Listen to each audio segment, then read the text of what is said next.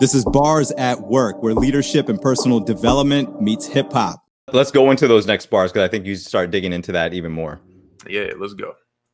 I'm trying to get you to meet me in the flow state. Give you these bars completely for your own sake. Hours I took, 10,000 to master. But flow is 50% off. Now cue the laughter. Trying to position you, man. I'm really giving you better math in flow mode. Flow Joe. Mastery time is cut in half. You brought out the classic.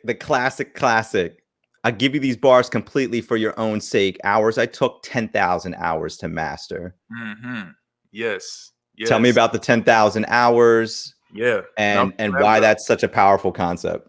Malcolm Gladwell, one of my favorite authors, in his book Outliers, he gives various anecdotes and stories of people that we all would know by name who have ascended to the highest levels of achievement in their respective areas. And he talks about the time that it took for them to get to that point and tells the backstories, stories that we've never heard.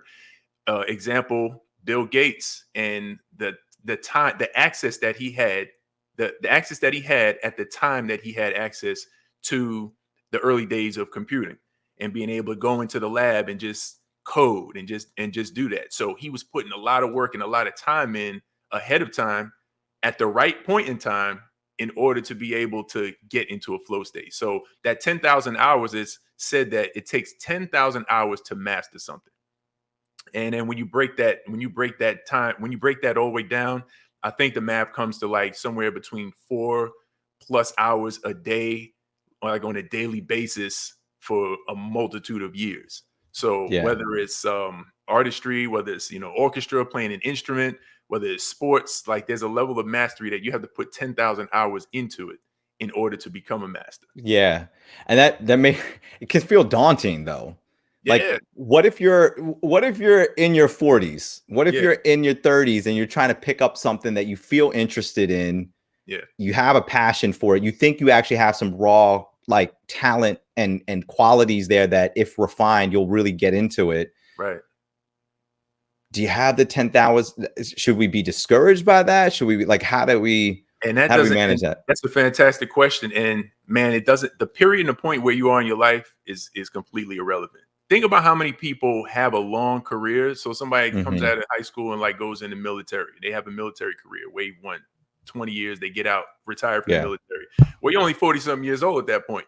And then people go back to school and do something else. So there's people that have 2-3 careers and they're excellent at the careers and the work that they're doing because they just renewed their mind and said, you know what, I'm going to learn something different and I'm going to do something different. So we're only limited by whatever this thing up here tells us that we can or can't do. So it really doesn't even matter. What other piece that I'm saying in this bars is, though it took me 10,000 hours to master something, and it will take you 10,000 hours to master as well. If you are able somewhere in that range of 1 to 10,000 hours, somewhere in there, if you're able to find a flow in your learning, it could accelerate it.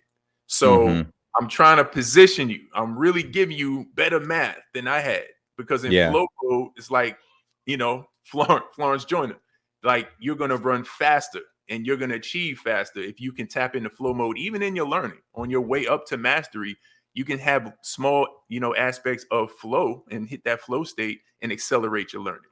So the curve is a lot steeper. I love it. All right, here's a question.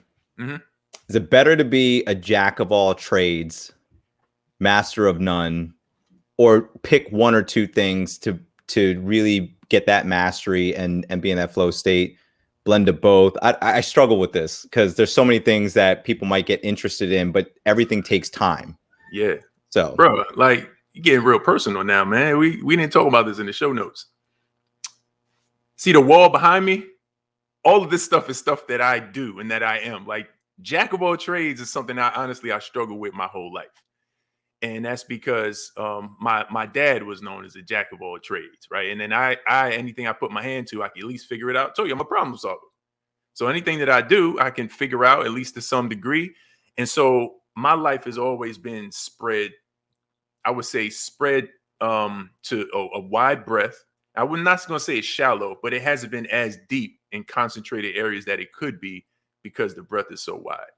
So for me, I've had to intentionally have seasons where I'm going to lean into something and learn that, but it's never going to be 100% in isolation. So you got to know how you're wired. For me, I'm very diverse and very interested in a lot of different things. But to the other side, you have to choose moments where you decide what you're going to lean into when. So it may not be just one thing that you focused on for months and years at a time, but sometimes it's going to be, all right, for this next 3 months or 6 months, I'm leaning into this discipline. I'm going to develop this skill. I'm gonna learn this this tool set, and you can become a master of multiple things over the course of time if you do it that way.